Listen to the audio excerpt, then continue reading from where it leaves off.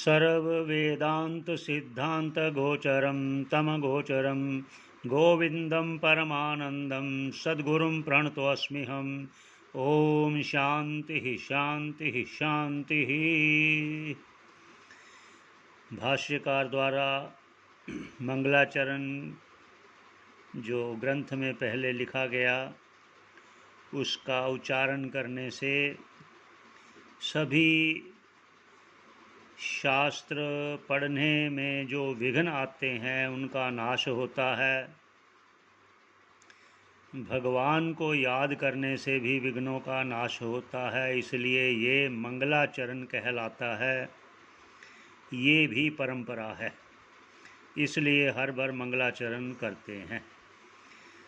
तो भाष्यकार जी ने जिस प्रकार पहले हम कह आए वीडियो में, भाष्यकार ने कहा कि जो 5 विषय हैं, उदाहरण देकर जो पांचों प्राणियों को एक एक विषय में फंसने के कारण मृत्यु को प्राप्त होते हैं, तो वो मनुष्य जो पांचों में लिप्त है वो कैसे बच सकता है, उसको कहते हुए दोषों में तीव्र दोष यही है।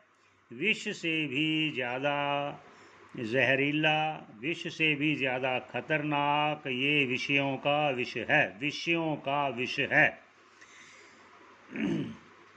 जो जहर है, जो विष है सांप का, वो सिर्फ खाने वाले, भोक्तारम खाने वाले का ही हंती मारता है, उसकी हत्या करता है। पर जो विषय तो ऐसे हैं जो देखने मात्र में ही ग्रस लेते हैं। उसको समझाते हुए आगे भाष्यकार ने कहा कि विषयों से जो रहित है, जिन्होंने विषय त्याग दिए हैं, उनके लिए ही ये मुक्ति मार्ग संभव है। कल्पते सा एव कल्पते, ये पिछली बार कहा गया। ये संक्षेप से थोड़ा सा उसकी भूमिका दे रहे हैं। तो वो सिर्फ वही जो विषयों से रहित है, जिसने विषय त्याग दिए, जो बहुत कठिन है त्यागना। दुर्लभम विषय त्यागो अन्यत्र कहा गया है। दुर्लभम विषय त्यागो, विषय का त्याग करना बड़ा दुर्लभ है। फिर भी वह जिज्ञासु, वह मार्ग पर चलने वाला, मुक्ति मार्ग पर चलने वाला, भगवान की शरण में आने वाला, वह विषयों का त्याग अगर उसने कर दिया तो सा एव कल्पते, बस वही ही मुक्ति का भागीदार होता है, अन्य ना। षट शास्त्र वेद्यपि, चाहे वो शास्त्रों का ज्ञाता क्यों ना हो।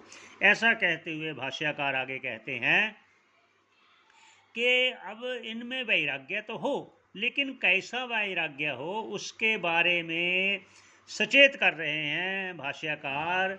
क्या कह रहे हैं? आप आगे श्लोक का उच्चारण करते हैं।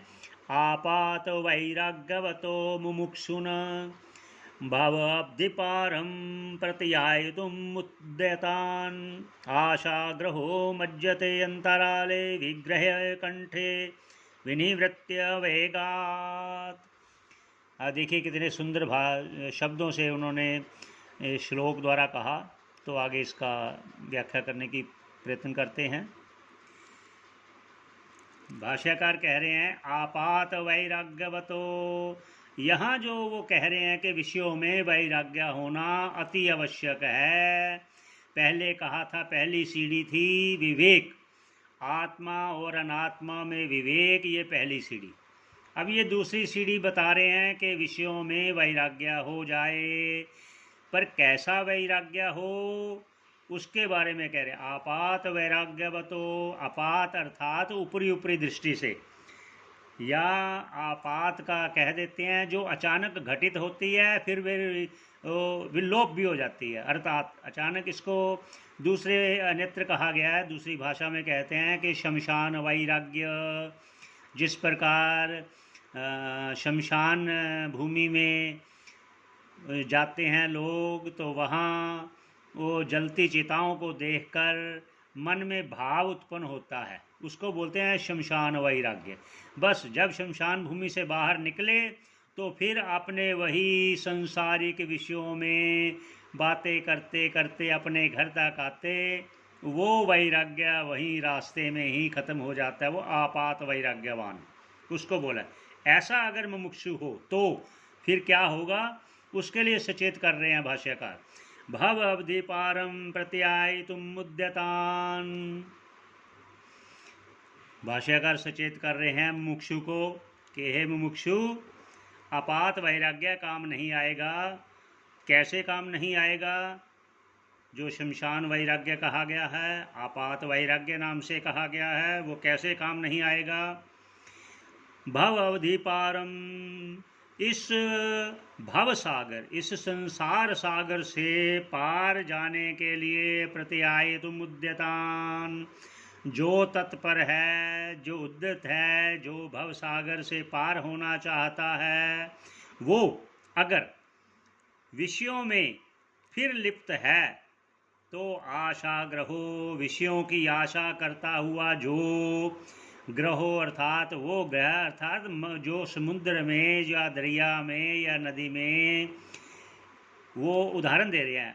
जिस प्रकार विषयों में आशा रखने वाला, और उसी प्रकार उदाहरण दे रहे हैं, ग्रह मगरमच्छ मज्जते अंतराले, जो नदी में मध्य में अंतराल में विग्रहे, उसको पकड़कर कहाँ से, कंठे गले से, विनिवृत्य उसको गले से पकड़कर रोक लेता है, वेगात जल्दी से झपट लेता है उसको। इसको जो विषयों में वैराग्य प्राप्त नहीं है, वो मुमुक्षु को सचेत कर रहे हैं कि आपको वैराग्य तीव्र होना चाहिए। अगर तुम भव सागर से, भव अवधि पारम जाना चाहता है, भव सागर से पार जाना चाहता है, अगर आशा है विषयों की, तो वह मगरमच्छ आपको भव सागर में जैसे जैसे नदी में मध्य में अंतराल में वो मगरमच्छ पकड़कर गले से आपको डुबो देगा।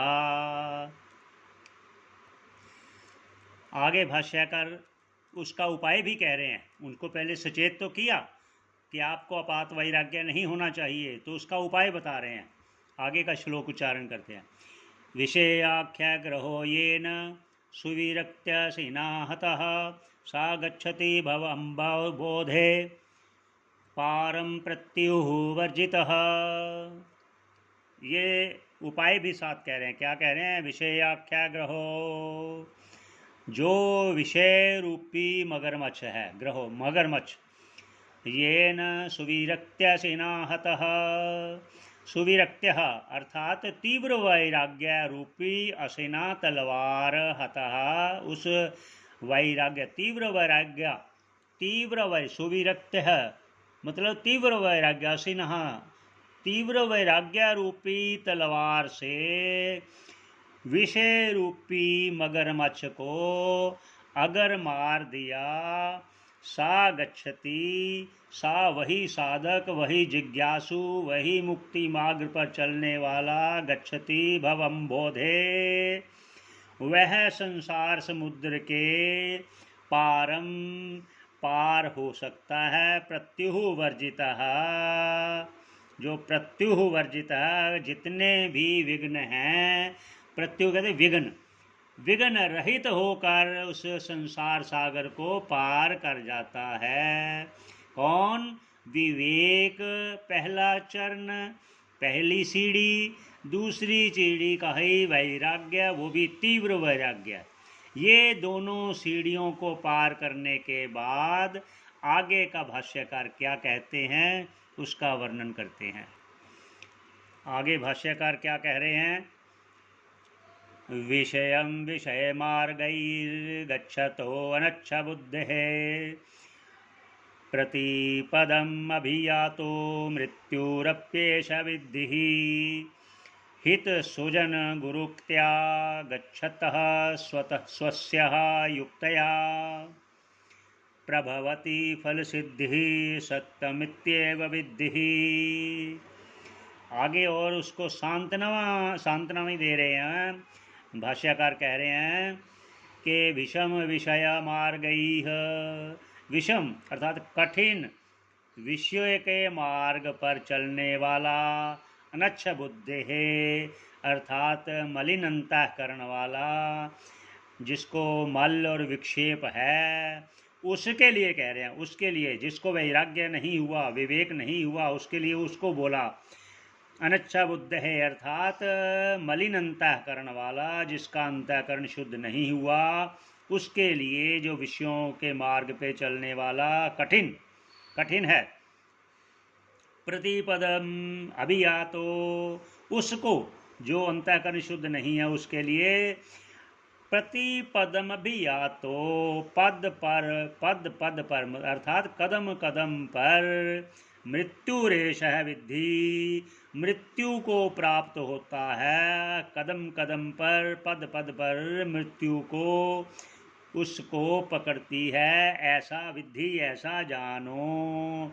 तो आगे क्या कहते हैं, इसके लिए एक उपाय साथ में कह रहे हैं। हित सुजन गुरुक्त्या, गुरु के द्वारा, गुरुक्त्या गुरु द्वारा कहा गया उपदेश, जो गुरु हितकर है, कृपालु है, दयालु है, सुजन है, सज्जन है, वो परम सज्जन अर्थात परंपरा से ब्रह्मनिष्ठ है, ईश्वर भक्ति में लिप्त है, लगा हुआ है। गच्छतः स्वस्य युक्तया, और वो जो जिज्ञासु है, मार्ग पर चलने वाला है, वो अपनी स्वस्य अपनी युक्ति द्वारा, अपनी बुद्धि द्वारा भी विचार करते हुए जो ऐसा है करने वाला, गुरु उपदेश के द्वारा, अपनी युक्ति के द्वारा, अपने अनुभव के द्वारा, अपने अंतःकरण को शुद्ध किया हुआ है जिसने, उसके लिए कह रहे हैं प्रभवती फल सिद्धि, प्रभवती देने वाली, फल को सिद्धि करने वाली, सत्यमित्येव विद्धि, इसको आप सत्य जानो। ये बिल्कुल सही है कि वह मुक्ति प्रभवती फल सिद्धि, जो युक्ति द्वारा, शुद्ध अंतःकरण द्वारा, गुरु के उपदेश के द्वारा चलने वाला है, उसको मोक्ष की प्राप्ति होती है, ऐसा भाष्यकार कह रहे हैं। तो आगे क्या कह रहे हैं भाष्यकार, आगे और उपाय कहते हुए शिष्य के लिए उसका उच्चारण करते हैं श्लोक का। मोक्षस्य कांक्षा यदि वै तवस्ति, त्यजत्तति दूरात् विषयान् विषं यथा, पीयूषवत्तोषधया क्षमार्जव प्रशांतिर्दान्तिर्भज नित्यम आदरात्।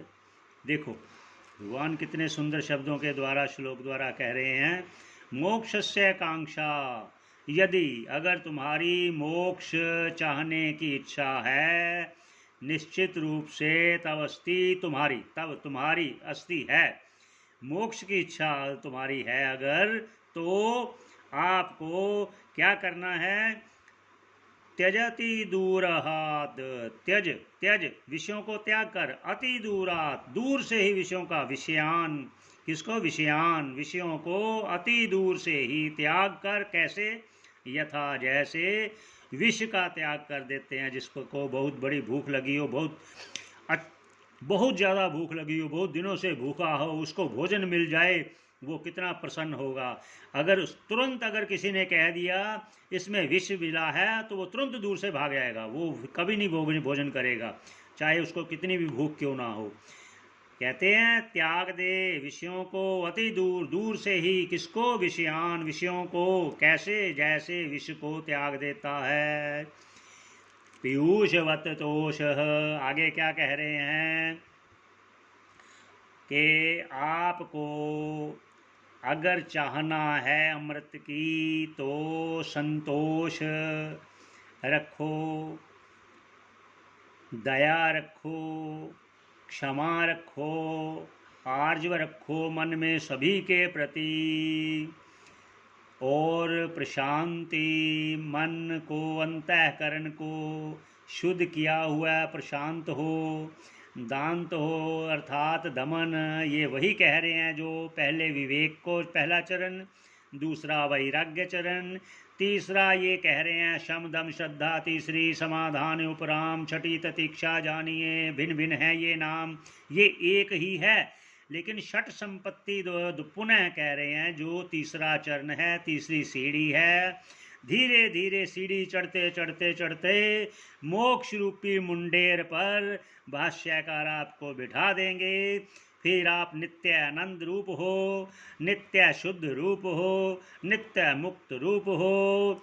फिर तुम जन्म मरण से रहित होकर जीवन का आनंद भोगो, जीवन का आनंद में आनंदित हो जाओगे। तो ये सीढ़ियों पर आपको एक एक करके बिठा रहे हैं। वो क्या कह रहे हैं? प्रशांति दांति भज, अर्थात उसको मत त्यागो। जो शम दम श्रद्धा है, विवेक वैराग्य है, वो नित्य नित्य अर्थात सदा ही उसमें आदर भाव रखते हुए उसमें लगे रहो। कैसे?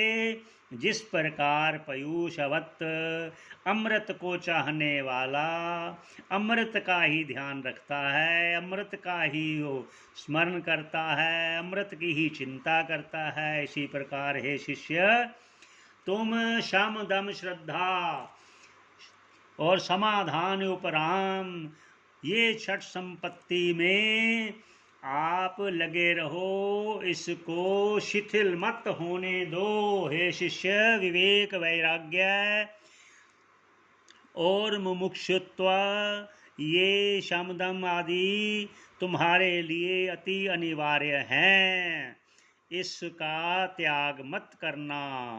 इसी पर विश्राम देते हैं। तो भगवान का धन्यवाद करते हुए ओम पूर्णमदः पूर्णमिदं पूर्णात् पूर्णमुदच्यते पूर्णस्य पूर्णमादाय पूर्णमेवावशिष्यते। ओम शांति शांति शांति।